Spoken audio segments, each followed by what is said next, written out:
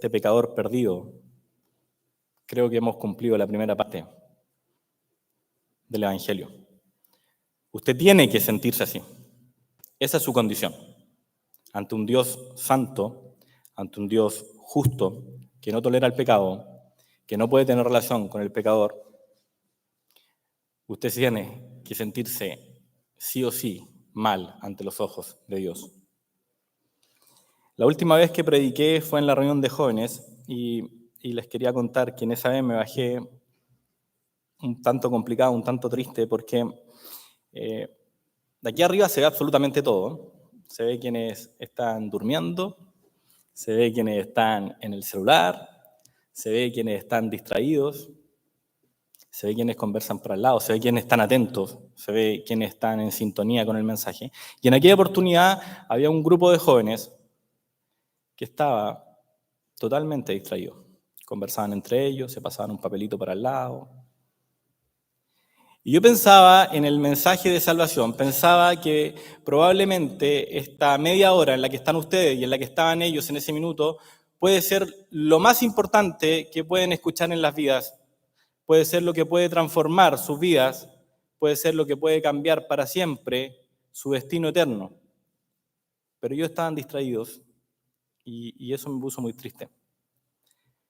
Pero cuando estaba preparando el mensaje pensaba el paralelo con esta audiencia, que es un poco más adulta, que generalmente están todos atentos, salvo algunas pocas personas, pero en general están todos atentos, pero vienen domingo tras domingo, escuchan el mensaje de salvación, tienen claro que son pecadores perdidos, tienen claro la obra que hizo el Señor Jesús en la cruz del Calvario, y no hay cambios en sus vidas. Lo que puede ser mucho peor. Porque cada vez que usted escucha el mensaje de salvación, cada vez que usted es consciente del mensaje, pero no lo toma en cuenta, añade juicio.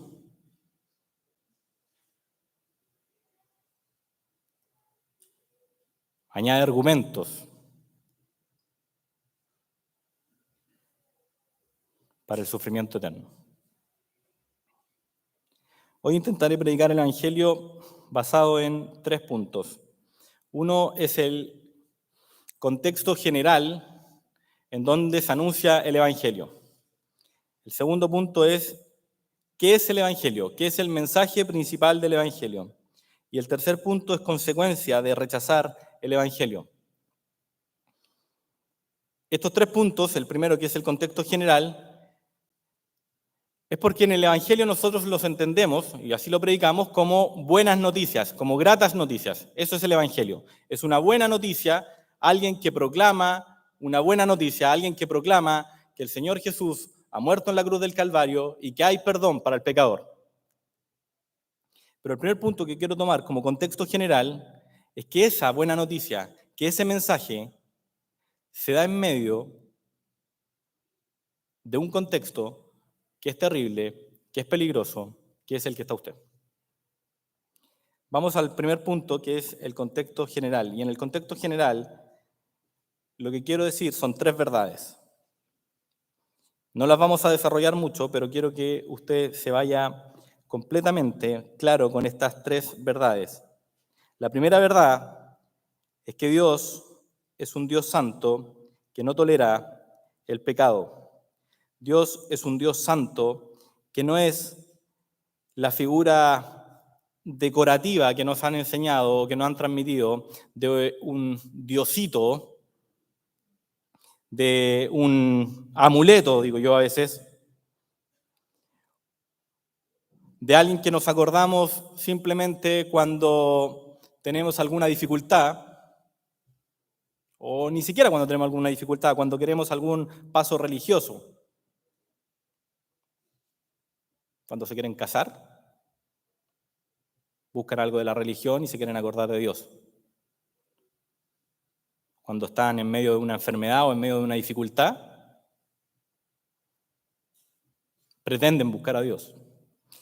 Ese Dios de amuleto, ese diosito, no es el Dios de la Escritura. El Dios de la Escritura es un Dios santo, es un Dios temible, es un Dios justo, es un Dios apartado del pecador. Acompáñenme a Isaías 6.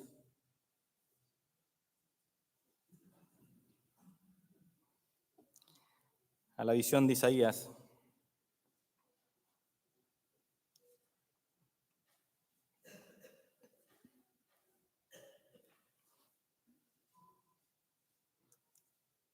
Isaías 6, el versículo 1 dice: Vi yo al Señor sentado sobre un trono alto y sublime. El verso 2 dice: por encima de él habían serafines, cada uno tenía 6 alas, con 2 cubrían su rostro, con 2 cubrían sus pies, y con 2 volaban. Y el uno al otro daba voces diciendo: Santo, santo, santo, Jehová de los ejércitos, toda la tierra está llena de su gloria. Verso 5, entonces dije: ay de mí, que soy muerto, porque siendo hombre inmundo de labios y habitando en medio de un pueblo que tiene labios inmundos, han visto mis ojos al Rey, Jehová de los ejércitos. Seres angelicales se cubren el rostro, se cubren los pies, no son capaces de mirar la santidad de Dios y proclaman: santo, santo, santo. Y lo único que hacían todo el rato era decir: santo, santo, santo. Y Isaías, que está en la visión, dice: ay de mí, que soy muerto. Dice: maldito sea yo. Eso quiere decir. Ese es el Dios de la Escritura.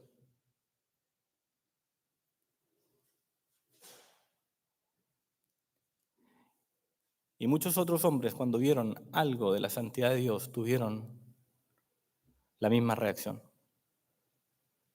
Job, varón perfecto. Te oí, hasta había oído, más ahora mis ojos te ven. Ahora te conocí, ahora sé quién eres. Un ser supremo. Un ser extraordinario. Pedro, cuando el Señor le dice: ve a pescar, y habían pasado toda la noche sin pescar, dice: apártate de mí, Señor.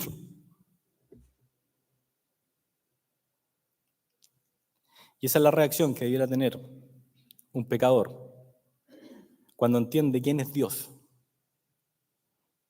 cuando entiende que Dios es un Dios santo, que no tiene comunión con el pecado, que está irado todos los días contra el impío. La primera gran verdad de este contexto general es que Dios es un Dios santo que no tolera el pecado. La segunda verdad que quiero transmitir en esta mañana es que el ser humano es un pecador por naturaleza y por práctica, y que está separado de Dios. En la condición natural, el ser humano no puede tener comunión con Dios. Acompáñenme a Romanos 3. Romanos 3, verso 23.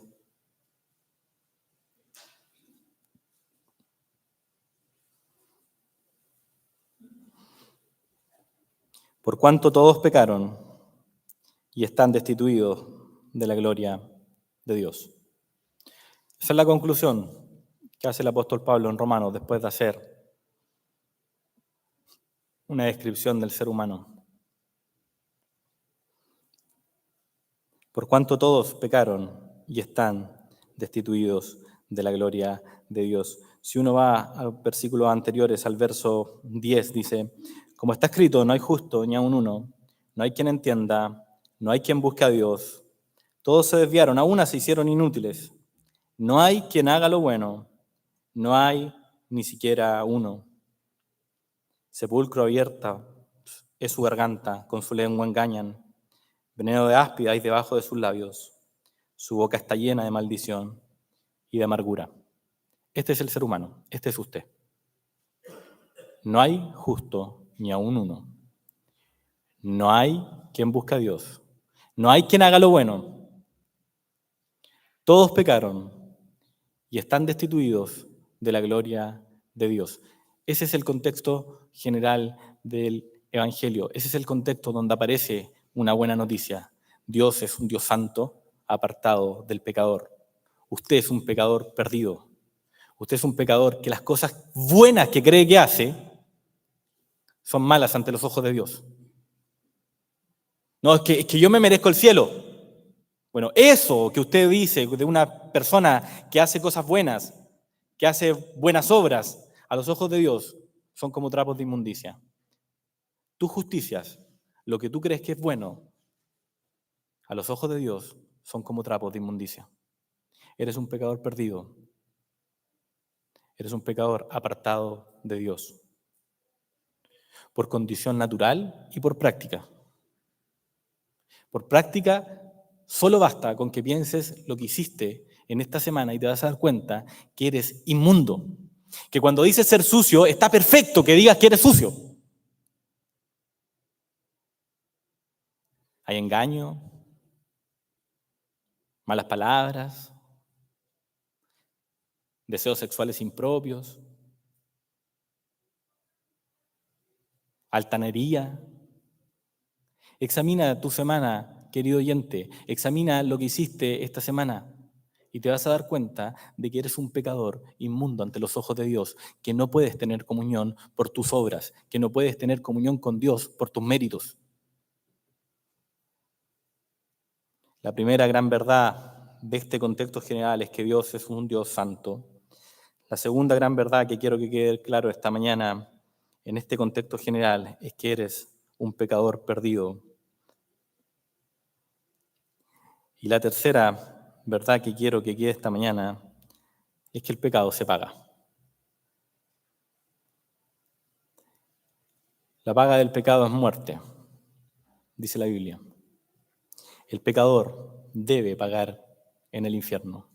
Acompáñeme a Apocalipsis. Apocalipsis 21.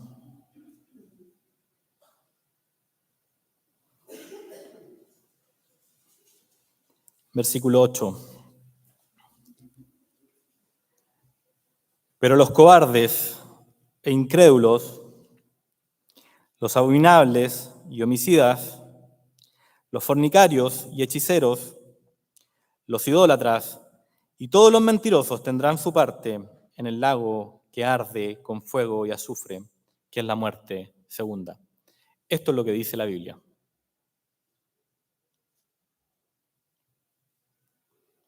La paga del pecado es muerte.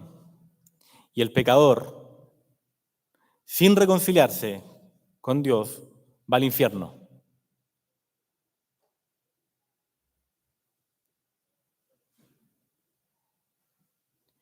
Usted lo puede creer o lo puede rechazar. Pero lo que no puede decir es que no está en la Biblia. Si usted quiere entender al Dios de la Biblia, tiene que irse claro con estas tres verdades. El Dios de la Biblia es un Dios santo. El Dios de la Biblia declara que tú eres un pecador perdido y que vas a la condenación eterna. Y el Dios de la Biblia declara que hay un infierno en el que pasarás la eternidad si no te reconcilias con Dios.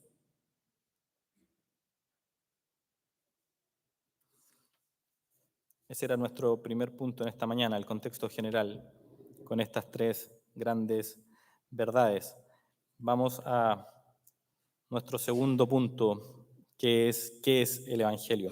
El Evangelio son buenas noticias, el Evangelio son gratas noticias y se dan en medio de un contexto, que era nuestro primer punto. Vamos a 1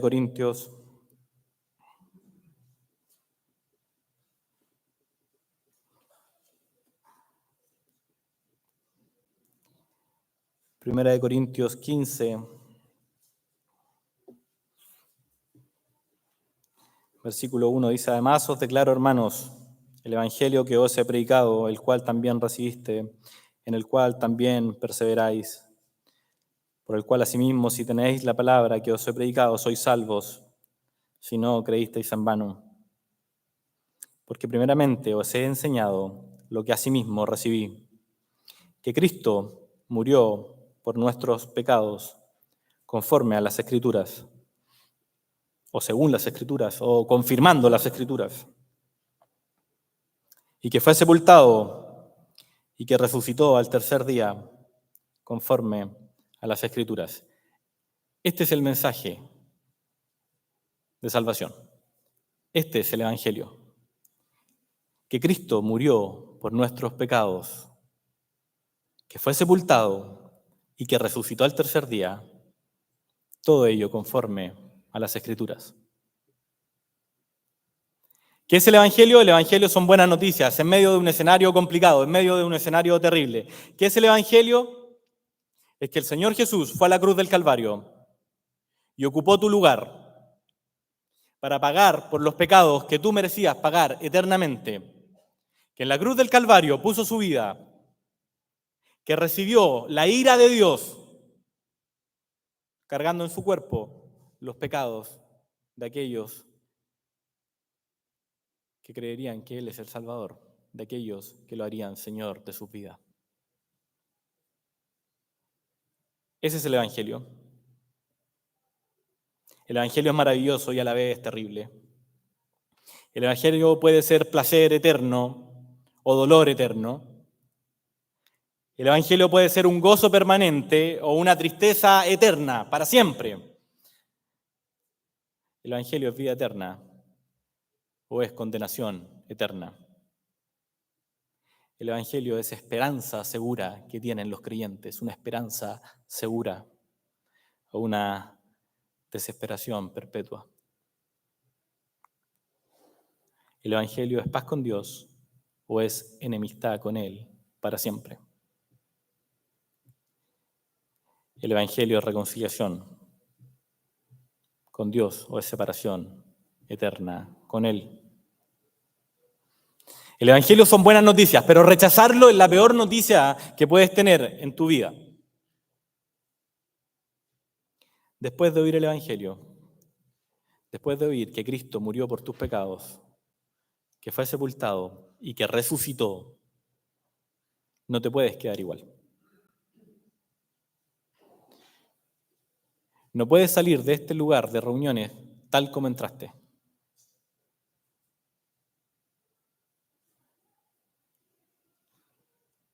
O crees el mensaje y sales como un pecador salvado por la gracia de Dios, o lo rechazas y añades juicio y añades condenación. O eres transformado o sigues viviendo como un mundano. O practicas la justicia o vives en el pecado perdido. O amas a Dios sobre todas las cosas, o entiéndelo bien, o odias a Dios.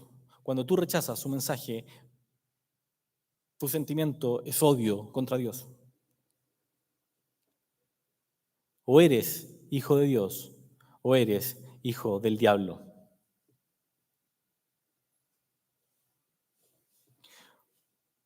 O vas al cielo, o vas al infierno. Nadie se puede quedar igual después de escuchar el mensaje de salvación.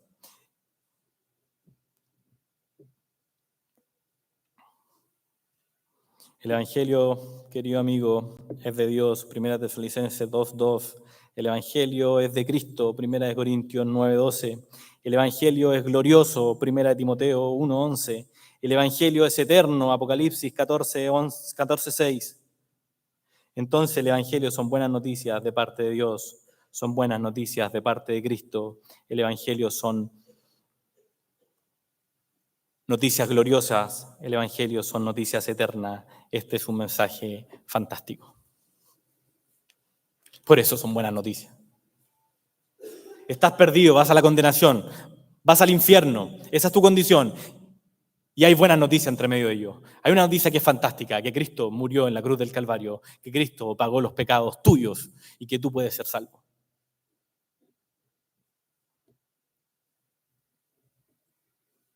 No sé qué razón puede haber para no creer. No sé qué excusa es la que tienes en tu cabeza en este minuto para no aceptar el mensaje de salvación.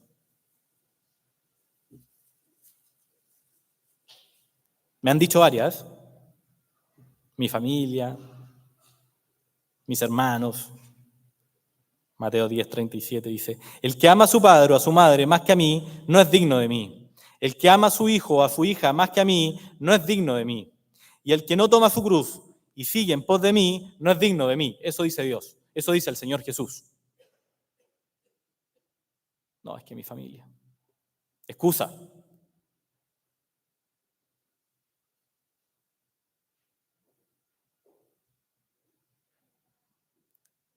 Que la filosofía, que la ciencia.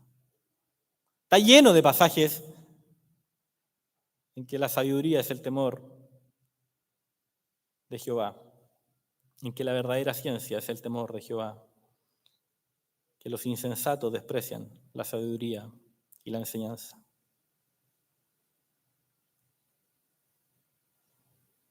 Es que soy joven.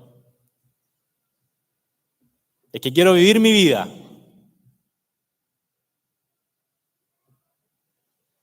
Es que me encanta la fiesta. Excusas absurdas ante el nivel de la conversación que estamos teniendo. Si pondera las tonteras, con el debido respeto, que pone delante de Dios para no hacer caso al mensaje, va a quedar como necio. Porque no hay razón para poder rechazar un mensaje tan fantástico, una buena noticia tan trascendental, tan relevante.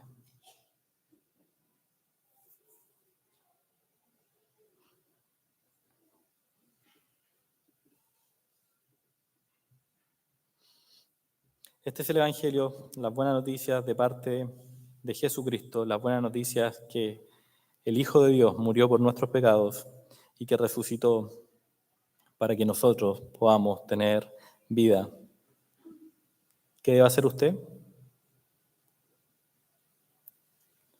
Creer el mensaje. Hechos 17, 30, 31. Pero Dios, habiendo pasado por alto los tiempos de esta ignorancia, ahora manda a todos los hombres en todo lugar que se arrepientan. Por cuanto ha establecido un día en el cual juzgará al mundo con justicia por aquel varón a quien designó, dando fe a todos con haberle levantado de los muertos. Dios exige que usted se arrepienta. Juan 3:36. El que cree en el Hijo tiene vida eterna, pero el que rehúsa creer en el Hijo no verá la vida, sino que la ira de Dios está sobre él. Dios demanda que usted se arrepienta, Dios demanda que usted crea el mensaje.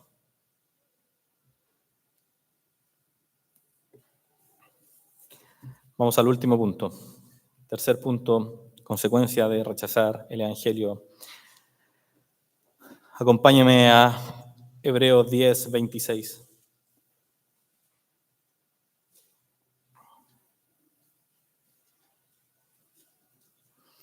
El pasaje nos muestra cuál es la consecuencia que le pasa a los apóstatas, a los que conociendo el mensaje deciden seguir pecando deliberadamente, y aun cuando ese es el contexto, es muy aplicable a todos aquellos que conocen el mensaje de salvación, a todos aquellos que han escuchado domingo tras domingo, que lo han aprendido desde niño, que vienen a este local de reuniones y probablemente se pueden parar acá y recitar el mensaje mejor que yo, pero no lo creen. O derechamente deciden pecar deliberadamente.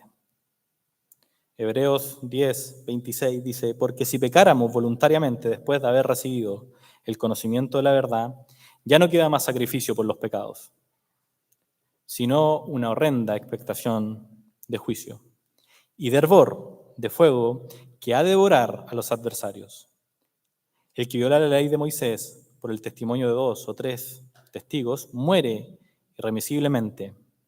¿Cuánto mayor castigo pensáis que merecerá el que pisoteare al Hijo de Dios y tuviera por inmunda la sangre del pacto en la cual fue santificado e hiciera afrenta al Espíritu de gracia, pues conocemos al que dijo: mía es la venganza, yo daré el pago, dice el Señor, y otra vez el Señor juzgará a su pueblo.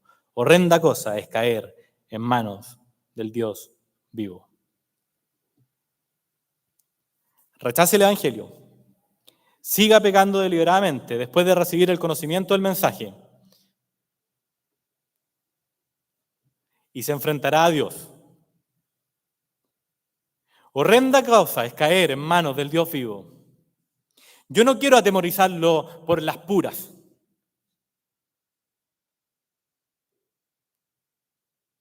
Pero con Dios, querido amigo, no se juega. Y lo tiene que tener claro.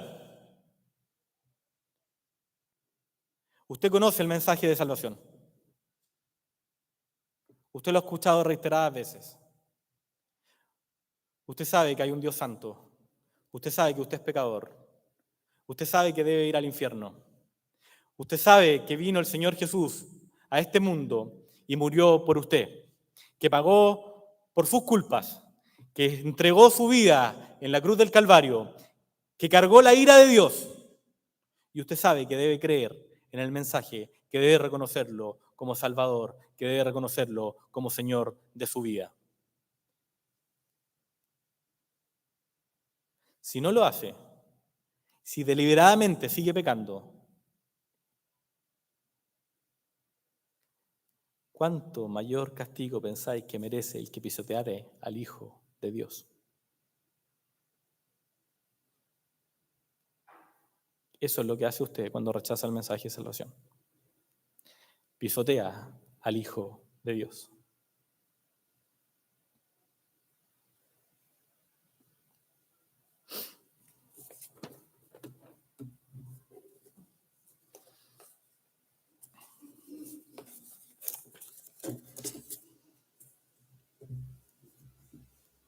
Es muy solemne el hecho de pensar eso. El Hijo de Dios vino a este mundo a morir por ti. El Hijo de Dios vino a este mundo a entregar su vida. El creador de todas las cosas. El que es Dios mismo. Pero tú tienes la desfachatez de no tomarle en cuenta.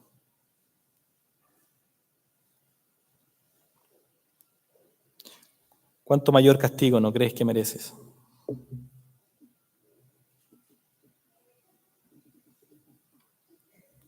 ¿Qué debe hacer? Creer. Romanos 10:9 dice que si confesares con tu boca que Jesús es el Señor y creyeres en tu corazón que Dios le levantó de los muertos, serás salvo.